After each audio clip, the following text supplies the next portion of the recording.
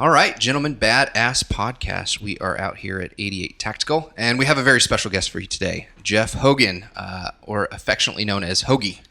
Is that a nickname that you got here, or have you had that most of your life, or is that just something they gave you here? Yeah, just off the last name, that's kind of been the nickname, and I don't even know if these guys around here know my first name. You know, it's kind of everybody just called you Hoagie? I think Shay started, hey, they're going to introduce me. This is Hoagie, this is Hoagie, so that'll be what my business card says, I think. Okay. So, yeah, just coming from the last name on that one. Yeah.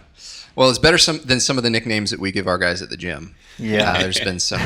You're not always guaranteed. When you get a fight name, you're not always guaranteed a good fight name. I haven't been given a fight name yet, and that's either good or bad. I don't know. Yeah, we've had... most guys don't get to pick it. It's usually like the coaches. We watch you. There's maybe something about your personality. But we did have one guy that requested a fight name, a kid named John Franks. John Franks was kind of an odd character. John, if you're out there, you need to get back in touch. He lost like 80 pounds by walking in place in his fucking basement. He was so embarrassed to go to a gym, and he was so overweight that he literally just started walking in place in his basement and shed 80 pounds before he came to the gym. Got into the lifestyle and then wanted to fight. And he approached us and said, hey, I came up with a fight name. I'm thinking Thai Mist. And we're like, Thai Mist? What's up with that? And he's like, tell your mama I said thanks. And we're like, you can have it. Yeah, it's yours. That's good. Not going to mess with a guy. John Thai Mist Franks. Yeah. So Jeff was a professional hockey player. Played hockey for his job for 15, 20 years pretty much? Yeah, 15 years. Okay. Yeah. And, from the interviews that I've listened to, and we'll get into this down the road, just sounded like he was a great leader on all the teams that he was on. And so I'm looking forward to talking about that, talking about hockey. But kind of with all of our guests, we just like to start with the background. So give me, I don't know, go as far back as you want. Growing up, maybe some school, some funny stories like that. Yeah, I guess, I grew up in a town called Hope, British Columbia. You know, the claim there is Rambo First Blood was filmed there. Huh. You know, where are you from? Oh, Rambo First Blood was filmed there. Oh, God. What movie is that? Some of the younger guys that I were my teammates like, so... middle child, two brothers. Mom was a school teacher, dad's a logger, lumberjack, I think they call them around here in the States. And obviously when you grow up in Canada, that sport of hockey is the passion. You know, everybody does it as a kid. Everybody gets into hockey and, played everything, but hockey is what kind of, fell in love with and played that from 3 years old was when I hit the ice. And then, everybody wants to go, they want to be an NHLer, and it's a small town you grow up like, you'll never make it. You're too small. And, and they tell you the odds of it. But, I just stuck with it, worked. And, I played junior in high school. And it's kind of when the American colleges start to come and look at you. And one of the first colleges to come see me play in a BC junior league out there was Nebraska, Omaha here. And I think first shift I ran the goalie and scored a goal, and they're like, we'd like you to come on a visit down to Omaha, Nebraska. I said, where's that? That sounds great. Yeah. So I took that visit, and I went to Bowling Green on a visit after that, and it just kind of is funny where all you kind of want at one point is just to keep playing the game. Like I want to play junior, I want to play college, and it just never stopped where, I got that opportunity to come play here in Omaha, Nebraska. And from there, doors opened up, but met my wife here, and that was why I'm back here in Omaha. And after college, got to play pro 15 years, which is, one of those things you're like, geez, I did that for how long? I always, just wanted to kind of just keep playing till the body fell apart. And that's kind of how it started anyway. Okay. So you said you started getting on the ice at 3. Was that your primary sport? Did you play that plus everything else, or? Yeah, it was a seasonal. I think today, I think you guys will notice in sport that everybody becomes sport specific. For me, I played fast pitch. In the summer, and my dad played men's fast pitch, and I come down to college. It's a women's game. Like, well, I liked it, but hockey was truly always on the mind, was always a sport. You're playing ball hockey in the street, in the driveway. I played some high school basketball, and funny story there, my basketball coach, like I was quick, I couldn't shoot the ball worth a lick, and white boys shooting, but I'd hustle, and he would tell you the odds of not making it in hockey because he wanted me to play in the basketball tournament. Oh, we need you on defense. Like, oh, I've got hockey practice. I want to go to hockey practice. Oh, you'll never make it. I'm like, you're my teacher. Yeah. So it was kind of strange. And but yeah, I tried to play everything. Obviously in British Columbia, did a little fishing and some golfing. But hockey was just one of those things that you just never turned it off ever. What are the odds of making it in hockey? Yep. Yeah, I think it's under. Even when you get to the high school age, if you get to even college, I think it's less than 5%. So. Now I was kind of thinking about this. Wouldn't like hockey probably be one of the most competitive sports to get into in the world? Like you think maybe NFL or NBA, but there's an absolute genetic factor in that. You've got to be big to play those sports for the most part. But they're also NFL, NBA are primarily competing against people from the United States versus hockey, which is more so over the world. Yeah. And I guess soccer probably would be more so, but hockey next to that. Am I correct in thinking that? I don't know. I think there's more organizations just here in Omaha for baseball. If like my kids are now getting into hockey, and there's really only one team. I think U.S. hockey's growing, but in Canada, it's everybody's playing it. But it's getting bigger in Europe too. But I think with baseball down south and basketball too, I think is pretty much worldwide. You'd think, right? So, I think I looked it up once, and the odds of making it was like you got a better chance of winning the lottery. It's like being in the ocean and drowning, and a shark's coming, and you get struck by lightning all at once. And it's like, I still want to try. I think I'll give that a go. Yeah. That sounds great. Yeah. Kind of like music. I think they say 1 in 30,000 bands ever get signed to like a management deal, but I don't know. When it comes to that type of thing, or even writing, like trying to become a published author, there's so many people out there that want to do it that just they don't work at it, or they're just not good at it, or I don't know. I don't care for the odds all that much. But so you said your teacher was and everybody else was saying the odds of you doing this are so slim. When did you kind of feel yourself that you were extra talented, or did you ever feel extra talented? Did you kind of stand above? Nah, I guess there's always that little bit of self-doubt in whatever you're doing when people are, so you make a point, I think, to surround yourself with people that believe in you and support you. I think that's what I learned early on. I was always kind of above average for my age, but it always, every time you go up a level in the tier of any sport, the competition is pretty much the same or legit. There's an edge you got to find, but even at college, you come in as a freshman and you're not that anything special, but just keep working every day, getting better. And by my senior year, it was like, okay, I'm leading the league in scoring, or I'm top 5. It's like, I'm pretty good. You want to have that confidence about yourself at all times, but it's never enough. I think it's like you got to keep doing more because you're always looking above. You want to compare yourself to a guy beside you at that level, or do you want to compare him to a guy that, oh man, I want to get to where he's at? So I guess realizing I could do it was always within you, but I guess till you get there, you don't know. So okay. Well, taking a quick step back, I had asked about the multiple sports, and you mentioned people being sports specific. We've talked about this on the podcast before with other coaches about how, so many people are getting their kids to be sports specific. And it was a hockey coach that said, he's getting kids coming in that they've only ever played hockey. And because of that, they haven't developed like the motor skills to reach up and catch a puck above their head or anything like that. And so, further proof that you can play multiple sports and still exceed, in your, I don't know, your whatever, your primary sport.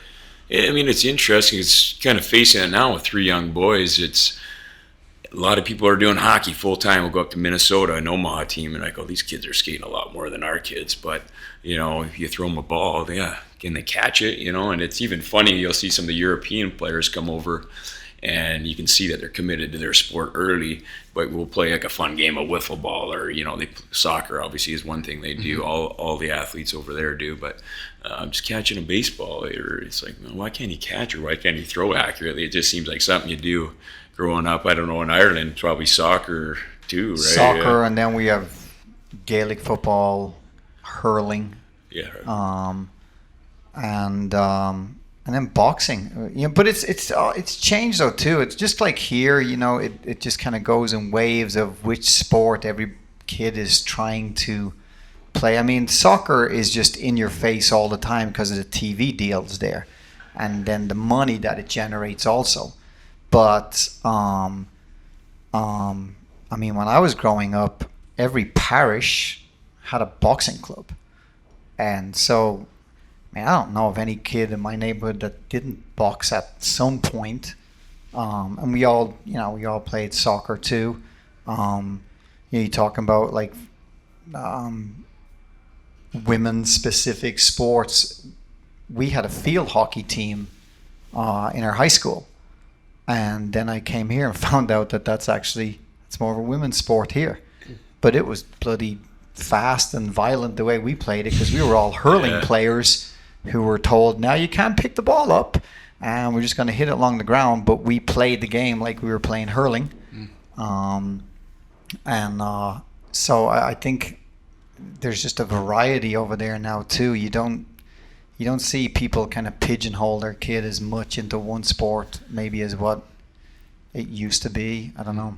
I think it translates to, if the one sport to another, just the athletic, the balance of one thing. Yeah. You don't even know. But I introduced lacrosse to my kids here in Omaha, and you talk about badass sports. I'm like, man, that's tough. Like on the skates, you can fall down when you hit somebody, and it's there you're on your feet, and these kids are whacking each other with a stick. I'm like, toughen them up. This day and age, I think kids have gotten a little bit softer than when we kind of grew up. And it's like, yeah, I like this game. We threw a bunch of hockey kids together, and we ended up winning the local U10. And I'm like, God, that was fun. So, and it all translates. I mean, they got jiu-jitsu here at 88 now. I'm like, I got to get my kids in there. That's going to be good for them. And I think that that sort of thing gives them confidence too, and to carry with them.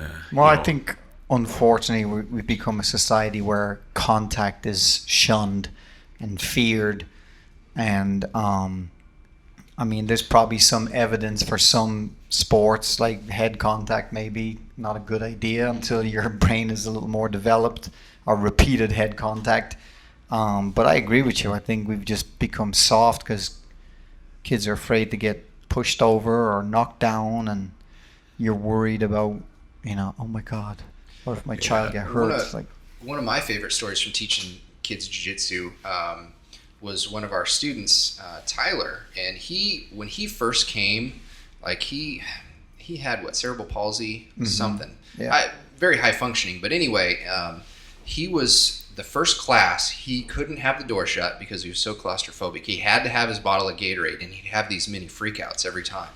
And watching this kid, I mean, you would not know that it was the same kid. After years of doing this jiu-jitsu, he'd get in a claustrophobic jiu-jitsu position and freak out, and he's went on to totally overcome it. To train with adults and really work through that. It was a real testament to what not necessarily just jiu-jitsu, but that type of struggle can do for you. Yeah. And I was going to ask a little bit later. Are you coaching hockey now? I'm coaching 18s and 16-year-olds here in town. Obviously, I coach my young kids too, and when it allows me to, it's just kind of a busy schedule. I didn't know that age group we're travel pretty much every weekend, but it's one of those things when you finish playing, and I had a chance to take an assistant pro job in Des Moines here, and it was like, oh, I know that path. When you start thinking about your family, like we got to get in one place. 15 years of bouncing around as a journeyman, really. But yeah, the coaching was always something. Obviously, you listen to those guys that tell you, "Hey, you'd be good at this," or "You gotta give back. You gotta try it." And I really wanted to find out before I took a pro job or anything like that. I was like, "Yeah, I like coaching. I like working with these young kids, and it's something that I think it will always be that piece that I always stay with it, whether I want to go pursue it down the road or not. But I do like coaching for sure." So what from when you were coming up at that age compared to the kids you're coaching now, what differences do you see? Yeah, I mean, I think the game's come a long ways where they're doing a lot more stuff earlier at an age and they're understanding the game.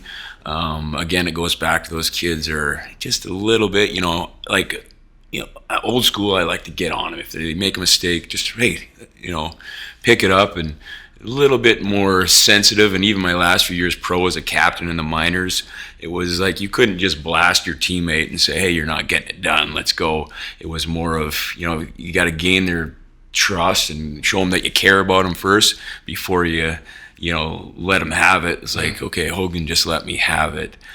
I know he cares about me already. He's going to listen. So I find with these younger kids, they don't understand a little bit of the sacrifice it's going to take. It's like, oh, I'm pretty good. Yeah.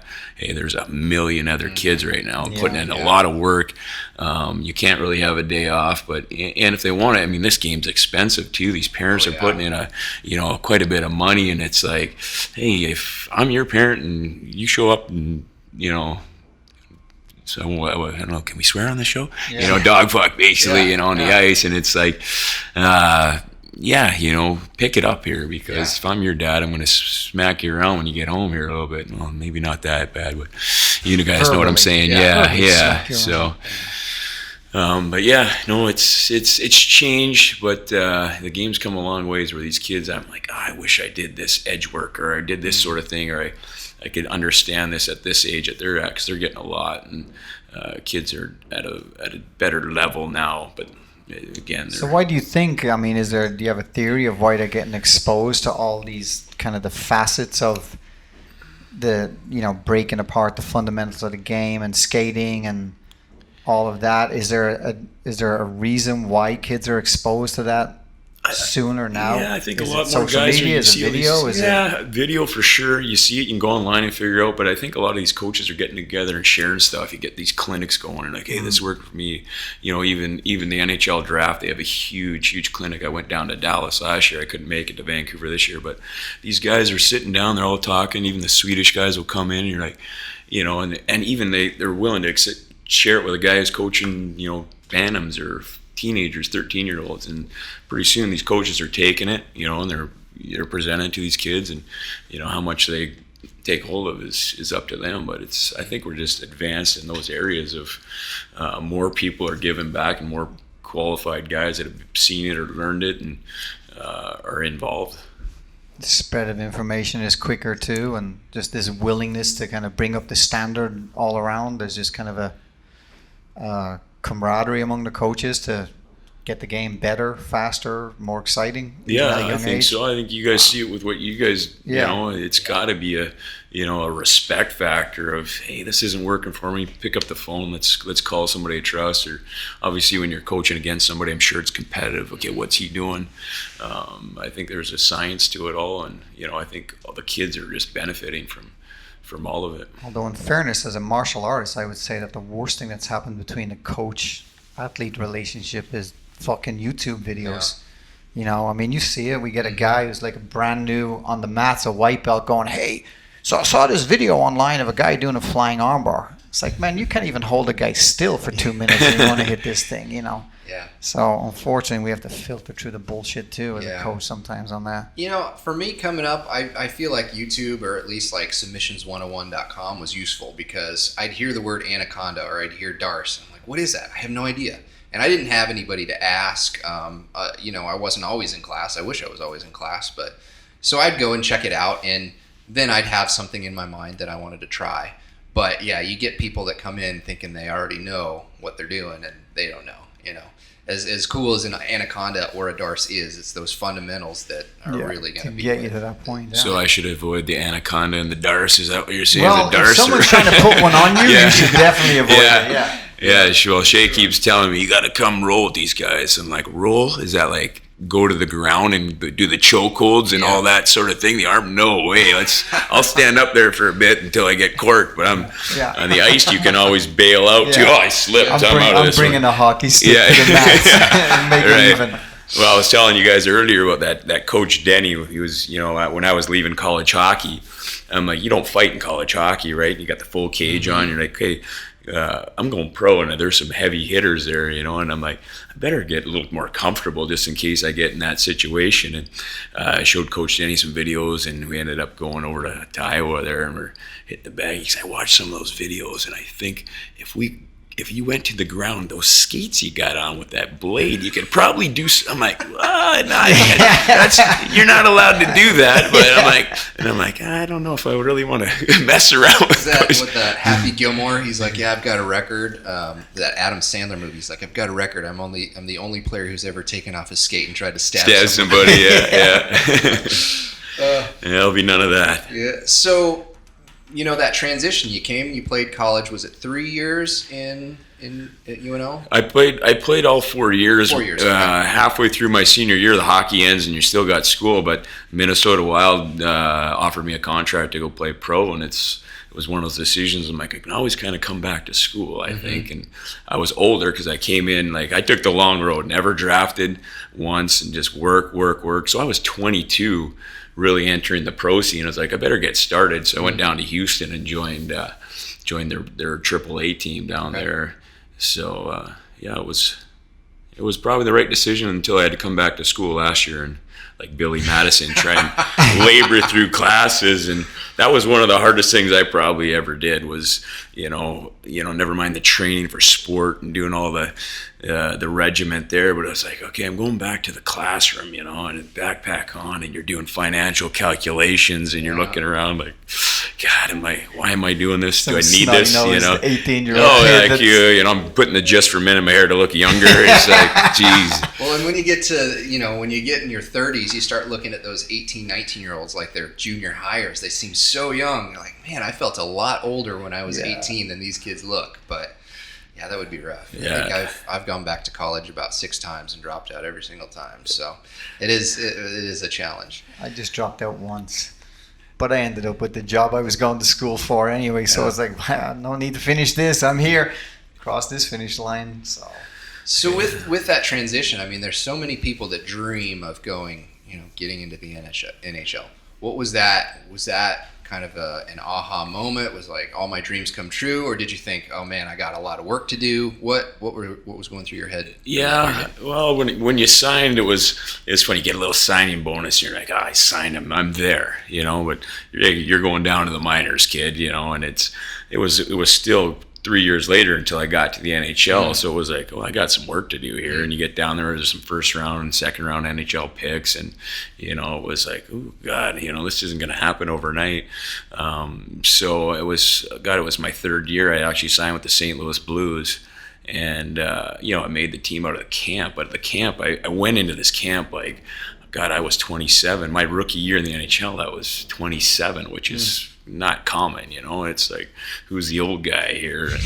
But no, I'm a rookie. I had to do the rookie initiation party and all that. But okay, hang on. What's a rookie initiation party? There it's dinner, but in the minors, you kind of gotta, you gotta do this or that. I think the hardest thing was I had to eat onion, some stuff I don't know. I don't think I want out there in the podcast, but just those things you pay your dues just to feel like one of the boys. But I guess that aha moment was going into that camp is like, this is probably it, like 27 years old and had a good year in the minors the year before. It was actually the NHL was locked out. So it was like, God, I would like to get up. I'm having a good minors season here, but the NHL was shut down. So I went into that camp like, this is it. And, you start to get that feeling like I'm doing well. You get into the preseason games and, you play it like it's over unless I do something productive. And you run around, you hit everything in sight. And I remember one established NHLer, Billy Guerin, he comes up to he's playing with the Dallas Stars. He's like, hey, kid, there's a puck out here? And, and like, thought it was optional, I just talked to Bill Guerin. This is sweet. I'm like, getting closer, you can kind of see it slowly starting to take shape. And, I guess once even I made the roster, I didn't even believe it, like even my parents back home, they're like, your first NHL game, usually they'll fly right in. It's like, well, I made the team, but I don't know if I'm playing the first game, So we were in Joe Louis in Detroit and, you're sitting out there and the anthem's playing. You're like, holy shit, I'm here. I still got the jersey on. And I'm like, God, am I supposed to be here a little bit? Like, like Stevie Yzerman's over there, Lidstrom, all these big name guys, and I'm like, oh okay, just don't screw up, don't screw up. And, it was like, okay. And I remember in the minors, it was like, I just want one game. I just want one game to say I played in the NHL, and like, you're always kind of comparing yourself to the guy, oh, he got called up and I can do what he does. But you don't want to get caught up in that either. It kind of defeats you a little bit, right? So, yeah, you get one game, and you're like, God, I want to do that again. I want another game. So I almost played like every day, like you'd see me in practice and it was like 100 miles an hour, like always on eggshells, was never like big long-term contract. And it was like, okay, you got to show up today or you might be getting the tap, hey, you're going down today or so. There was never that aha moment that you made it. But looking back now, I'm like, God, geez, you weren't supposed to get one game. You got over 100 and it was, obviously, pretty grateful for even playing that long. Yeah. So when you're in AAA, can you make a living in AAA? I mean, do you have to get another job in order just to make ends meet, or I mean, will you? Because so the AAA teams, as I understand it, are all essentially farm teams for some of the NHL, the pro teams, right? So their coaches are talking with the other coaches, kind of for the big boys, going, yeah, I think this kid might be ready for the Leaf, but like, you're professional in that. Can you make a living at it? You're getting paid?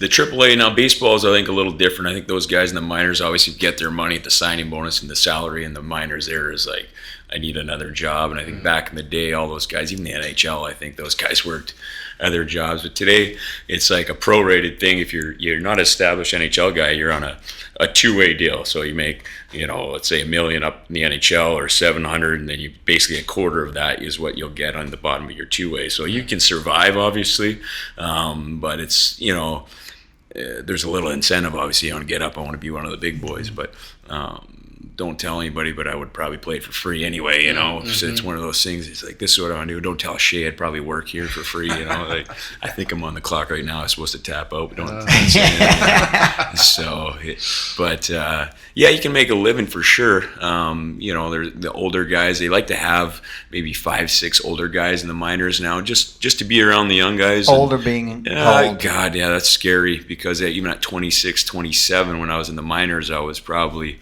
5 years older than anybody. Whoa. So, and I was the oldest guy in the minors my last 3 years. At 38, I finished, So it was one of those things like, holy, like, who's this old guy that, I'm going to hit you and you're going to turn to dust, old man. I was like, bring it, Just one of those things that, I think it kept me young for sure, but you get some of those old guys that hang around and guys that come down from the NHL that still want to play. They don't need to really work anymore. And some of those guys get sent down and don't want to come down, and they're like riding the bus now, It's like, they've got 7-hour bus ride here, and, after the game, you have some Chipotle instead of a flight with a nice meal, Yeah. Like, I've never had Chipotle. I'm like, you haven't? It's pretty good.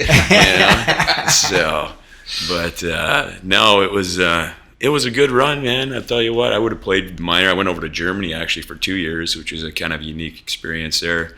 A lot of beers and bratwurst. What's the standard like over there? It's similar to probably the minors here. Really? There's some good Germans, and then there's some guys in the NHL that end up go over there just to see it, right? To live. I mean, I lived there for 2 years. You think you'd become fluent, but it's North Americanized. Where, I'd go into the rink, I'd listen to that Rosetta Stone driving in my little Volkswagen, on that Autobahn. Yeah. And I say, hey, das Auto ist weiß. And they're like, what? It's like, well, that's what they said. They said the car is white. And it's like, so I just basically stuck to the basics of, hey, I speak English, let's talk English. And, when I go to the bar, I'd always order, 3 beers instead of 1 because they didn't want to go back and say it. 3 Bier bitte. You want 3? I don't want to have to come back and Dankeschön, and I had my 2 oldest boys now were with us over there, and it was funny. We had put one in a pre-kindergarten, And, he'd go to school. He's still learning English, but, we'd pick him up and kids are pointing at him, English. And then he'd come home and he'd be speaking. I'm like, I think his German's getting better than his English, And who knows what he's saying. But, just the experience, I think, of going over there. I don't know if it stayed with him. He was so young, but for kids to get that opportunity, and for us, my wife and I, to go over to Germany and just be there for 2 years and get paid pretty well too, So, it's kind of one of those things you appreciate. That's great. So with the minors and even the pros, and I'm sure there's some difference between the two. When it came to like your workouts, nutrition, did you have coaches for that? Were you on your own? What did that look like? Yeah, I think the diet plan really changed when you get to college. Okay. And even then, I mean, you're on scholarship, but you're still a college kid, and they can tell you what to eat, but can you afford to eat it? Obviously, genetically, I think I was fortunate to always be lean, and actually it was always like, you got to eat more, you got to get bigger, you got to get stronger. Dave Noonan was the strength coach back then at UNO. He was an old Cornhusker, right? And we were big. We started to bulk up. I think for the first time I got up over 200 pounds, and we'd take our protein shakes, and I think creatine started just kind of being one of those things you take. But it was funny. We had tickets to the games, and in the back it was Whopper win night or something, and I'm like, God, I'm hungry. We take all the stubs and, cause just eat, trying to get calories. But as you get into the pros, you realize, okay, I mean, even the minors, some guys really don't make a ton of money, especially the younger guys. And it's like, I'm just going to go eat something quick but the diet really changed. Be smart of what you're eating. A lot of chicken and rice. So everybody's eating pasta just to carb up before the game. But something I really, really didn't have to totally worry about, because it can always fall back on that. But now, obviously, my wife the other day just poked my side. Like I kind of stopped working. I'm like, what's that? I'm like, yeah, it's corner weight.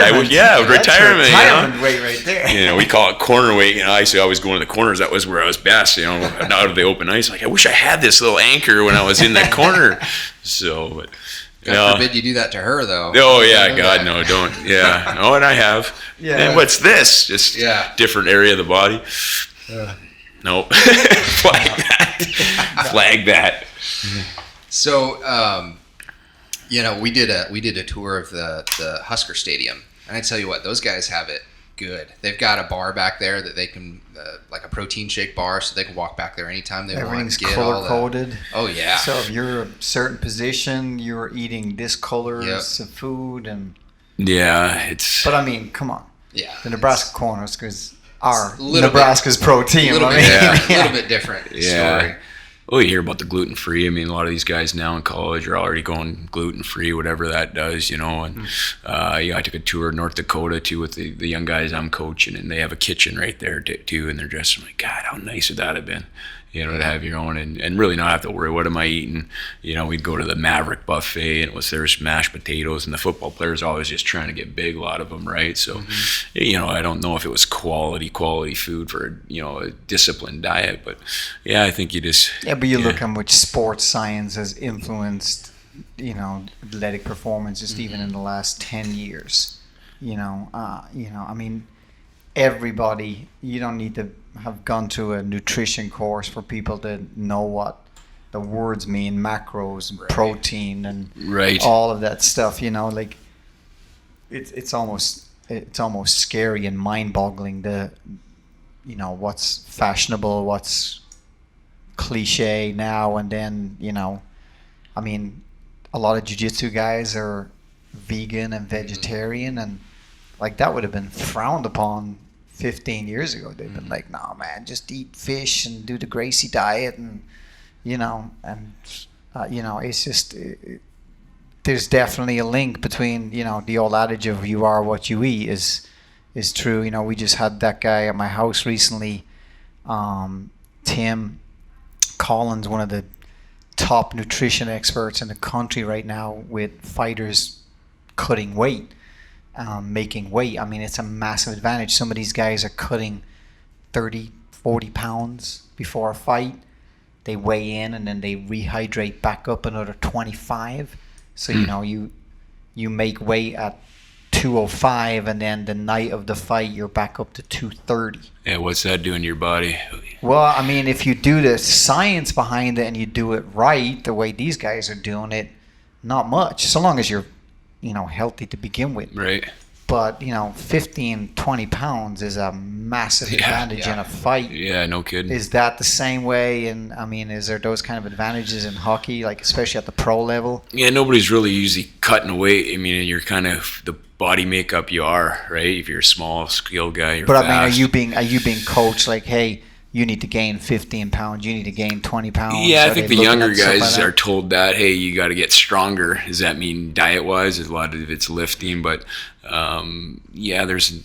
if you're getting productive, like there's guys in the NHL, Phil Kessel's a guy, he's got a belly on him, but he plays well at that weight, or he plays that's his body makeup, so if you're not performing, you're going to probably hear about it. Hey, maybe you should get your ass in shape, or hey, you're getting knocked around, bulk up a bit here, and then there's people in place to, strength coaches and the dietitians and to help you do it. But I think everything, all the tools are there, and sometimes maybe overkill.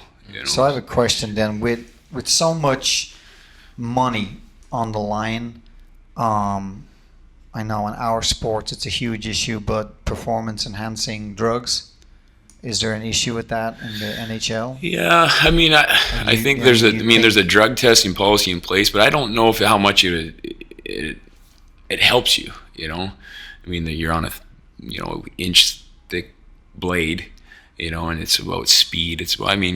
There's probably, I know Sudafed was one of those things early in the career. Everybody's taking Sudafed for the ephedra, right? Mm-hmm. Get your heart racing and stuff like that.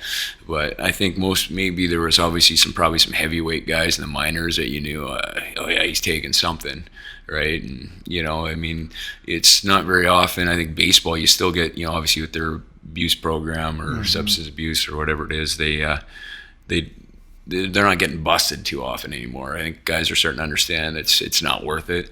Hockey guys, I don't know if you can think of any hockey guys that really got pinched. I was wondering. I don't think I have heard of anybody. But it's certainly, there's some, maybe in the off season, some of those big, heavy, strong guys like, God, Frankie, man, that guy's nuts. It's like, oh yeah, in the off season he's hitting it pretty hard. Like, well, I'm just gonna avoid him. So, but I don't think it ever become prevalent in hockey by any stretch. You're always looking for a bit of an edge. Trying something, supplements, and obviously now it's like you ain't getting away with anything, and I think if you got pinched, there goes your reputation. I think, the hockey world and sporting world is kind of small, like, oh, you were cheating, so, but I think everybody's looking for something, just to, especially if you're not diligent with your training, like, God, I need a shortcut here, I need an edge, or I think that's with anything, especially when like you said, when the money is there, and it can be a difference where, man, I want to get paid, but didn't see a lot of it. No, I didn't really see a lot of it. So, during this period, besides MMA, hockey's got to be one of the most brutal sports. So, in my research, I didn't see a lot about injuries for you. Were you fairly injury-free? Yeah, I think I was fortunate. I had my share of injuries for sure. They talk about career longevity, and I always wonder, like, God, football, they say is 3 years, right? And hockey, maybe 4 or 5. And I was like, man, just training in MMA has got to be short. Like, I got injured at practice, right? But for me in hockey, obviously fortunate. I actually blew my ACL in college. And I was like, back in that era, where like, oh, you're gonna get your knee fixed, and it's like, is it still gonna work? Is it still gonna be able to play at a high level?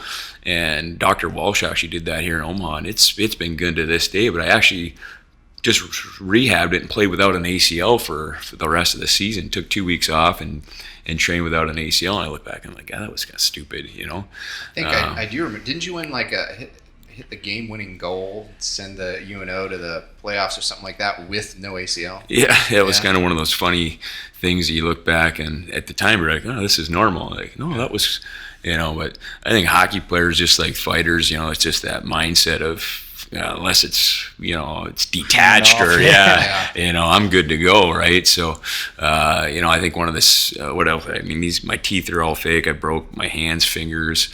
I had that sports hernia where you got to get that mesh in your groin. Like, that's a common question. Like, I played 15 years. I'm in pretty good shape. Obviously, I got a little bit of the scar face too, and my last year I took a couple of pucks to the face. And I was like, God, my face still looks half decent. And then next game, karma, it's just a stick in the face. And then the blows to the head is what you kind of wonder about, you got dinged and you're seeing blurry vision. You're like, you okay? I'm like, yeah, I can go out. And, you wonder about the effects down the road there. You walk into a room now, like Shay around Tactical 88 here. I'm like, what'd you ask me to do? What's my assignment? And I'm just kidding. Shit, I forgot. But, he will be listening to this. Yeah, right. He's like, that's why he didn't. He was supposed to call that guy 3 times. But I had one where in hockey, it's kind of like the deception where guys coming to hit you and you almost pretend you don't see him, and then you just change the point of contact and reverse hit him and blow somebody up. And I mean, I love the contact of the sport. Like you said, the puck was optional at sometimes, and the guy flipped backwards and his skate must have just come across my arm, and I'm like, Drew, yes, chirp him, nice hit, buddy. And I'm flying up the ice and my hand's not really, I'm like, oh God, what's going on? And I looked down and blood was shooting out of my wrist, And I'm like, that ain't good, So I'm like, I better go off. And so I come to the bench, and I didn't go to the trainer side. I went to where the equipment guy side is, because that was closer to the dressing room.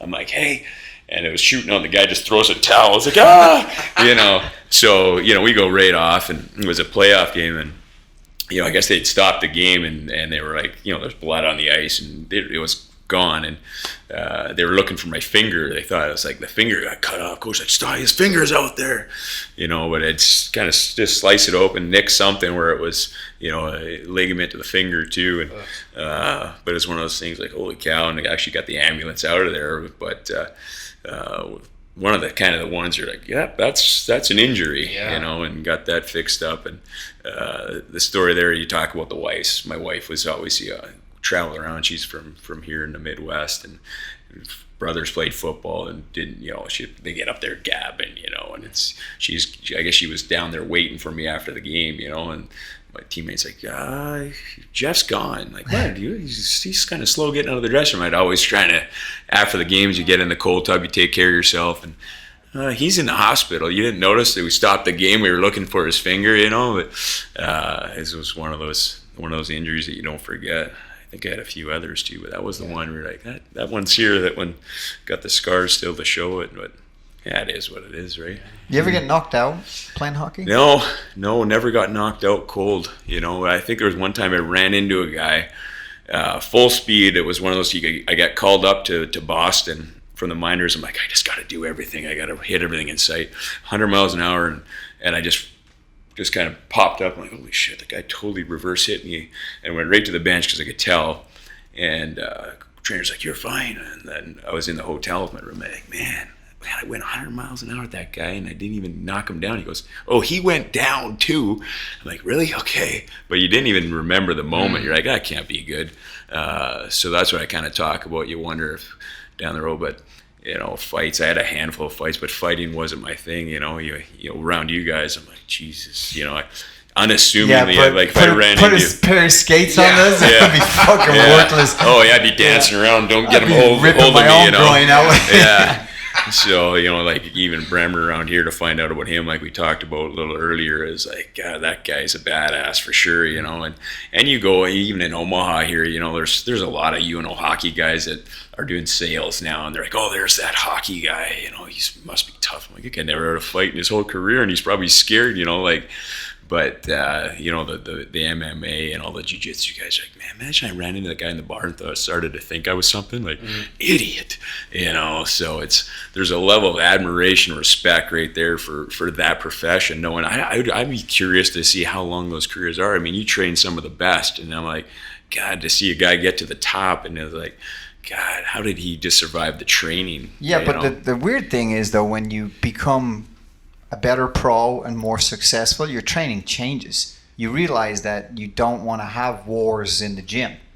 You want to save those wars for the fight, the night of the fight. So you're sparring, it's all much more kind of controlled, and you want to save your body and kind of sacrifice your body when it's really on the line, and that's the night of a fight.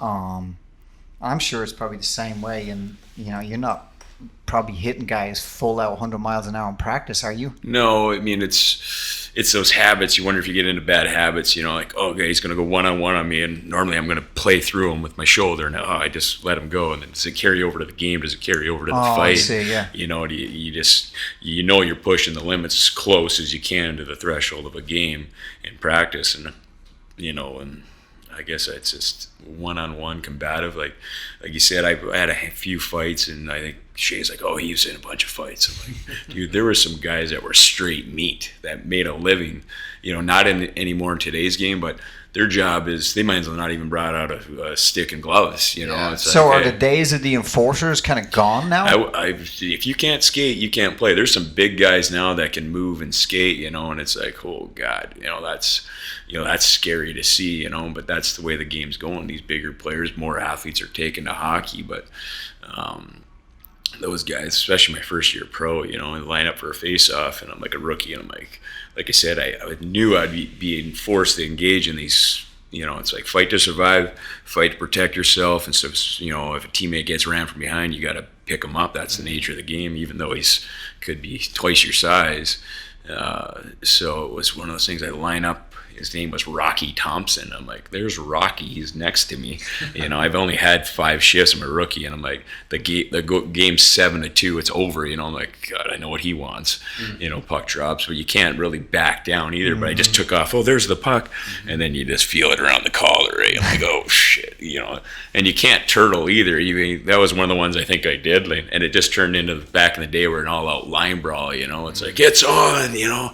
And it was like, God, like some of those guys that were on the game, you just knew who they were. You do your homework. A lot of these fighters now, just like what you guys, you do your homework on them. They're watching video of the fight, and it's only, God, it can be 30 seconds on the ice where you're saved with 2 linesmen. Like, do I want to roll with you guys in the mats? Yeah, if there's 2 linesmen there to get me out of there quick. So, but the game certainly changed for having straight muscle. For one-dimensional player that just fights, for sure. Well, so my experience with hockey is when I first moved to the States, the Lancers used to play down at Exarban. And a client gave me tickets, never been to a hockey game in my life. And I was just kind of ho-hum about it, like, it's cool, And then years ago, I went to the United Center to watch a Blackhawks game, a playoff game.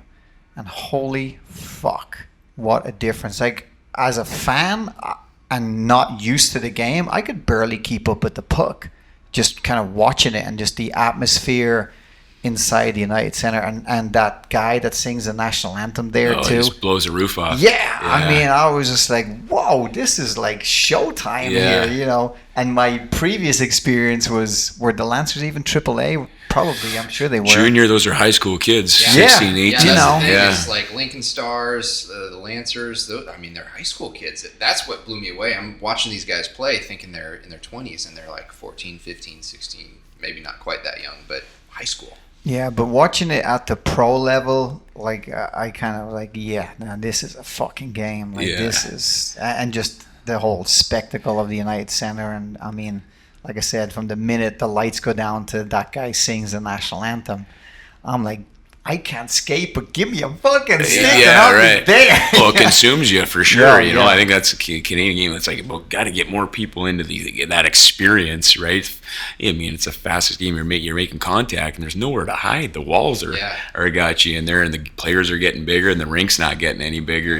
So, what's the coolest place you played at? Joe Louis was cool. First ever game, right? But going up to Montreal there when I played with the Bruins, that rivalry, and then, God, every day was cool. But I grew up in British Columbia, Canada, right? So going back to play for the team you cheered for as a kid, Vancouver, So my first year with St. Louis, I made the NHL. Okay, broke my collarbone like 60 games in, and was down. I made Boston out of camp at 30. And then 31 got sent down. Both times the injury of the send down happened before the Vancouver trip. I'm like, damn it. Small town kid. I want to go back. I want to play home. And so I was, it was pretty much over. I was thinking about going to Europe. And so 32, I signed with the Phoenix Coyotes. And one reason I signed was like Gretzky was the coach. I'm like, Gretzky's going to be the coach. I'm like, I might get 4 games this year. How cool would that be? Realizing he didn't want anything to do with a player like me anyway. But I got called up for a couple of weeks that first year with Phoenix, and the next year Dave Tippett was the coach. I got called up on the Western swing, Calgary, Edmonton, Vancouver, and I'm like, we got to Edmonton, and it was like, oh God, the guy I got called up for he's about ready to return to the lineup. And I'm like, God, I hope not. We're in Vancouver tomorrow night, and I had a pretty good game. And Dave Tippett knew it was my hometown. I was 32 years old, and people in my hometown the first year with St. Louis was like, hey, we're going to the game. I'm like, I'm broken. I'm not playing. But that game in Vancouver was probably the most special game ever, because Tippett's like, you're playing tonight. I'm like, no doubt. But I go out for warm-ups, and I don't know how many shifts I'll get in the game. And you can see guys you grew up with, it's a 2-hour drive, and they're like, you could feel it. You're like, oh God, this is sweet, and it's like warm-up. I'm like, I just stayed out last guy on the ice. I'm like, my God, yeah, I might not get another shift. I'm going to stay out warm-up and just, I was here, take a photo. I 32-year-old just living in the moment, and it was pretty cool. I don't know if you remember the Sedin twins, right? They were pretty famous Europeans in Vancouver, but they lit us up anyway. And the coach was awesome, one of those guys that he did his homework. He knows it's my hometown game, and it's probably the last time he'll see me, and I'll be sending me down. But he sends me out at 7-2, and I'm hemmed in the zone with the Sedins, just zipping the puck around, like, holy cow, this is awesome. And get to the bench, like, get in, get scored on, great, and then he's like, you're going back. I'm like, no rest? I'm like, sure, and it was one of those things like, God, that was one of the special games back home where you're like, like people that were like believed in you. You're like, shit, he just played against the Canucks. I'm like, yeah. And you're 32 with kids, and you're like still that little kid, like, fuck, somebody pinch me right now. Like, what the fuck am I doing here? So that was, the dream. Yeah, really clinging to the dream is what I say. It was one of those guys like every day, God, I gotta stay. I want to be here, but. You look back, because you never really get to reflect either. Like, okay, now what? I gotta do this today. I gotta get ready, and now you sit back and, man, that was one hell of a friggin' moment, So that's awesome. It's awesome. I like that idea, clinging to the dream, because it sounds like there's been plenty of injuries, and I was going to ask, what does it take to kind of keep you wanting to do that? But it sounds like you just love the game, and you were just going to do it as long as you could, even if it broke you. Yeah, I played preseason games with Detroit, and I remember getting interviewed. We'd won the championship in the minors. I was the captain. My coach, Jeff Blash, who's with the Red Wings now, he got the job, and he was like, gave me some preseason games, and it was on Hockey Night in Canada. I'm like, now I'm 36, and just up for some preseason games. They did an interview after, and they're like, man, you're flying around. Are you one of those guys that we're going to have to carry out of here on a stretcher? And it's like, it's just like, until you think it's over, your body says no. It was one of those things like, I'm going to do this as long as I can. I still love it, and knowing that when it is over, I'm like, I didn't make a ton of dough where it's like, hang it up, you're done. Obviously, you save up a little enough, you got some transition time, but it's like, I got to start a real job too after and work my way up. But I'm like, this still works. So my body might be broken, but that was.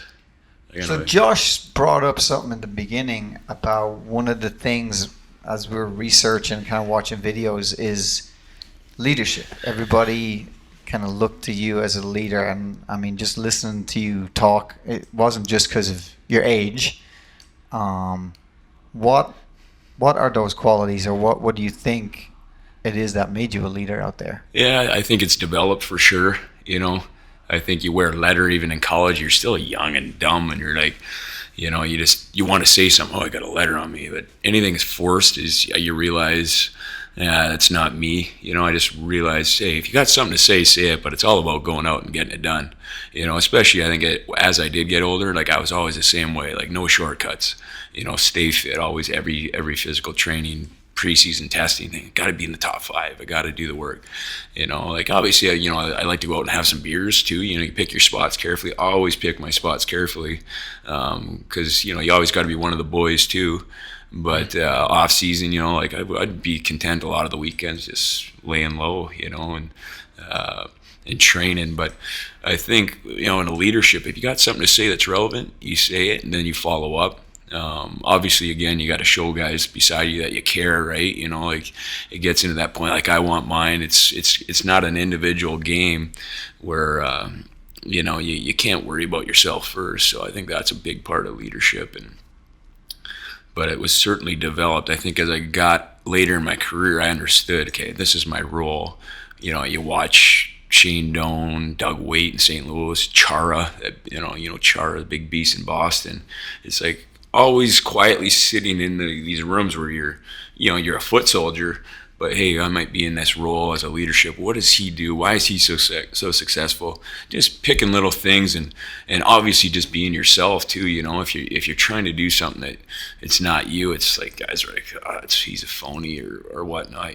So I think that's how I kind of embrace the role, or even survived. Like, hey, we need an old guy to be around young guys in the minors. Like, I'd love to, but I'm pretty good still, aren't I? Like, yeah, you're not that good anymore, So I think that's what kind of my leadership niche is what I found worked for me anyway. I mean, you guys surround yourself with those type of guys all the time, though. Sure. I don't know what you guys find yourself, because I'm, like you said, even now I'm kind of, these guys are leaders, around 88 Tactical. Like, I think that's a reason I'm drawn to this place is like, they all work for everything they got, and there's their inner drive, and it's like, hey, teach me something. I want to learn something, different than hockey, right? So, but you guys tell me on that one. What do you guys notice the most of the best leaders you've seen? Yeah, I mean, we've been really, even just in the episodes of the podcast. I mean, we've had some bona fide leaders, in the podcast. But I think you probably nailed it about honesty.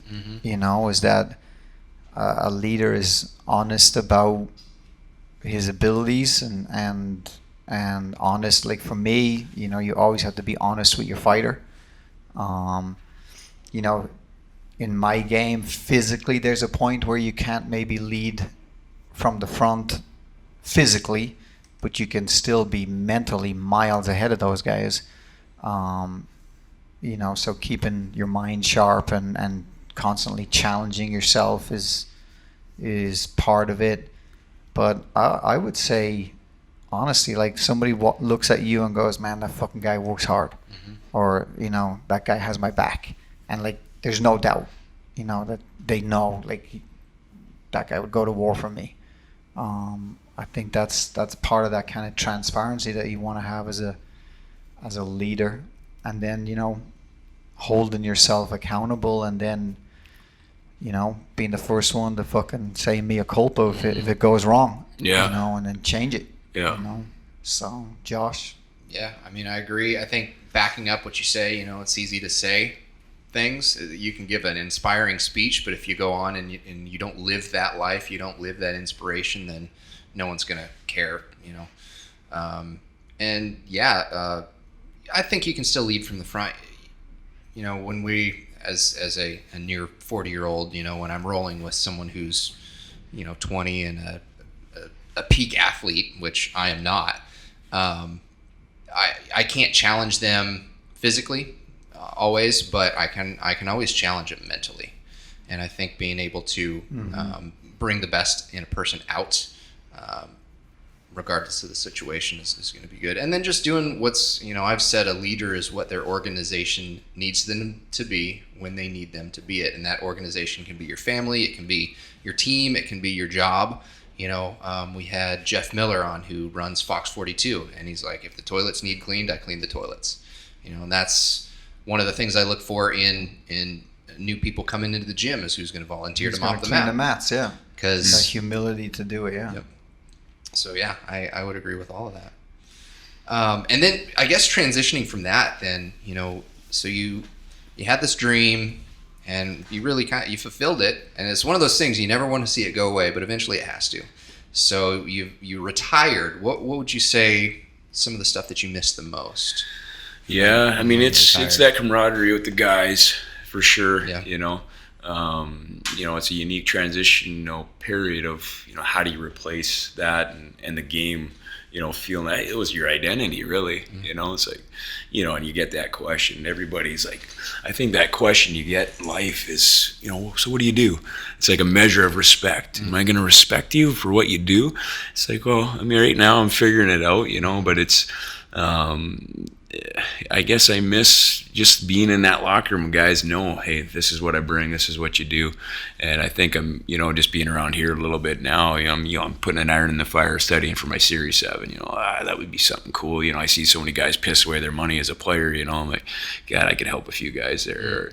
But what you miss is, I guess you miss the battle too. You miss that strap it on, let's get it on. And, I'll go out for some leisure hockey now. And, I didn't actually skate my first year out completely. I'm like, God, I just, because I wasn't really broken. They're like, hey, you can go play in Stockton, California in the minors, and that would be a niche. I'm like, I got 3 young boys and my wife. And it's like, that's kind of selfish. I'm like, it's time to, I think I always knew it was coming to an end, but it was like, it's time. You just knew it, It was pretty unceremonious too, but I do miss the strap it on. So I'll go out for beer league and somebody will kind of whack you or like do something, back in the day they would never try. And you're like, fuck, I'm going to fuck this guy up, and it's like, that's why I didn't do it. I'm like, hey, next day at work or whatever these guys are doing, like, that guy's an asshole. He freaking ripped my head off. And I'm like, well, you've kind of poked the bear, You talk about nicknames and, I was Taz, or they call me Two Dogs, It was like,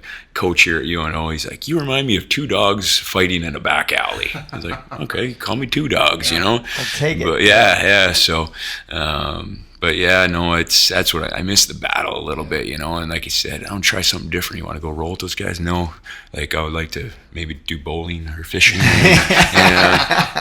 There's some decent fishing around here. Yeah, my kids love it. So that's a battle too. That's what keeps you in shape, is the young guys. Yeah. How old are you kids? 10, 9, and we got a 5-year-old. They're all boys. Hunter, Cam. One's probably the gentleman. The middle one's probably the badass. It's funny how different they are, and the third one's gonna be right crazy. So it's usually the third kid's usually the crazy one. Oh yeah, we forgot about him. He's still at home. Let's go back and get him. So. No, it's fun. I mean, that's, I used to joke with the wife too. She's a nurse. She works at Bergen Mercy now, but she was a NICU nurse before, and then we start playing and having kids. Forget it, And I was like, oh, you got it good. You're home with the kids. She's like, I want to go back to work. And it's like, this past couple of years, I'm sitting at home like, Jesus, I need to do something. I got to get out of here. So yeah, no, it's pretty cool though. So talking with Shay, he said. Just from what he understood, you got out of the league and you were just kind of trying to figure out what to do with your life, and then you ran into 88. So how is coming to work for 88 kind of help fill that? Yeah, it's good. I mean, this is second week, 8 days, and it was always something. We came in here, buddy of mine, Danny White. He's kind of another guy. He's got his hands and everything, but he's a hockey guy. And it's immediate connection, kind of cut from the same cloth, and he's successful around here. You surround yourself with people that see something in you. You're like, oh, what do you think I should do? And he's always been like, there's whole different things. I did an internship with City Ventures. I was a business administration. I focused on real estate and finance, but it's like, I still want that hockey thing. I still want to coach, and that kind of consumes a lot of time. I'll keep that going. But coming on here is going to be good. I'll be here in the mornings. I'll, network, and I think the whole thing in life is relationships. We talked about shit. I went back to school. You guys realized too. You got educated. You guys are smart, but it's like a piece of paper don't show me how smart it was. I don't need this. It's about, okay, who do I want to work with? Who do I want to surround myself with? Who makes you better? These guys immediately, and Shay, shit, he's fun. I want to come to work, and I'm the only guy back there in the cube farm right now. I think there's a few cubicles back there, but I'm like, God, you just still feel like you're you're in the mix, and I don't come here and be like, oh shit. I mean, I still don't know what I'm doing. Right, I'm doing a podcast right now on the job. Did they make fun of you about being Canadian? Well, there's another Canadian this place here. Is so fucking America. You know what I mean? We're in a gun club, for Christ's sake. Yeah, the Country Club, and it's like, and that's the thing. I came here and shot, and they started pulling out all these guns. I didn't grow up with guns unless you're going out to shoot a bear. It's like, forget it, and I didn't even do that. So yeah, and I was like, oh, that was cool, but I'm like, I'm not too comfortable with the gun. And you'd be back here, and you could hear I'm surprised we haven't heard anything pops or big loud. But it's truly American. But it's I brought my kids down here, and they want to do it. Like, God, we came in for a Nerf gun war day. It's family friendly, and they're like, Dad, I want to go in the range. I'm like, I don't think so. But it's truly American. They haven't really got on me. I think they're kind of just, he's a hockey guy. He's got to be tough. But no, it's like I just kind of find my way. And I think with another Canadian here, it's just like, it's funny because that's a good way to tell people, hey, it's more than a gun range. It's more than a gun club. Hey, it's self-defense. There's classes. There's all sorts of things. You can rappel down a tower if you want, right? So I never grew up with guns. I still have only shot a few times, but it's hey, we got a Canadian here who doesn't even know how to work a gun. Come on in, it's safe. We employ Canadians. You go lane one. There's the AR. There's a guy with a handgun, and lane 3 there's Hoggan with a slingshot. He's easing his way into this. It's 2 dogs. You're shooting your slingshot. So goals moving forward, what's the future look like for you? What are you hoping to accomplish? Yeah, I guess just that inner drive. No matter what you're doing, you want to be the best at it. You obviously want to contribute too. Like it's like log into your email, figure out your email account here. It's like, no, I want to do something. It's like you just want to be. Whatever you can attain or wherever you can climb, you want to be a factor for your team. And obviously success is, I guess it's measured monetarily to some, but it's measured if you're enjoying what you're doing. And if you're enjoying what you're doing, you're working with good people. They're like, oh, you got to come here. You're going to kill it. You're going to kill it. I'm like, God, I don't even know how to get into my email. The calendar, I got my family calendar but it's one of those things like bring it on, right? Like, because that question is going to come up. What do you do? Oh, I'm not going to, like, my identity isn't hockey only. It's going to be, hey, shit, I work with these kick-ass guys at 88, and getting better every day, figuring it out. And we'll go from there, right? So. Awesome. Well, I remember it was probably 3-4 years ago at this point. We were all going to the Trans-Siberian Orchestra, and Brammer was there. And it was kind of the first time I ever really got to talk to Brammer. And at the time, I think he was just teaching 1 or 2 courses out here. And so we were asking him, what do you want to do? He's like, well, I'd like to try to start doing this full time, and look at him now, running the joint. So I think this is definitely an environment that rewards that type of go-getter, and I just love talking about. It's great talking to people who kind of have that same attitude that are really, I don't know. I just don't see that much anymore, so it's very refreshing. Yeah, it is. It's an environment where you can be yourself, and it's attracted me. And my buddy Danny White, probably, he's pretty perceptive, and he's like, he saw it before I did. He's like, yeah, Shay's just got the same thing. Like he wants it, but he's hungry. It's like you're having fun, but boom, game face is on though too, right? So that's when like, yeah, I don't know where I'm gonna get to, but I'm gonna work my ass off and see where it goes, right? So. Well, I think we've run out of time. One last question, though. Now, I hope I don't get this wrong, but it was the Blues and the Bruins in the Stanley Cup this year, wasn't it? Yeah. So both teams you played for, how was that watching?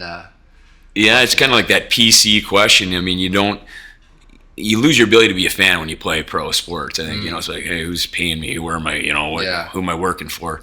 Canucks fan growing up. But it's like those relationships, like there's still Chara, Bergeron, there's a handful of guys in the Bruins that I played with that were just genuine teammates, and you root for them, and then it's like, shit, St. Louis, the equipment guys are still there. I want to see them win. It was so PC. I actually went down to the radio show here, like, hey, you played for both teams. I'm like, yeah, not really. I was just some plug, but it was like you couldn't really decide. It was like, I'm rooting for those guys, individual guys, and it was a pretty cool story of St. Louis Blues winning the cup, though. And so they were worst, and they ended up finished first. So awesome. Yeah. Very cool. Awesome. Well, we'll go ahead. We're going to let Hoogie go, and I will be back shortly with the book of the week. But thank you so much for coming on. This was awesome. Yeah, right on, guys. Nice meeting you for cool. sure, and certainly want to get out there and attempt, a roll, submission. Yeah. Right, 2 refs on each side. Yeah, So, we'll I do have a it. feeling Yeah. you're going to get addicted. You're going Yeah, to come you in, will. you're like, "Ugh," and then you won't be able to stop thinking about it like me. Yeah, Yeah. I got to get into shape somehow here.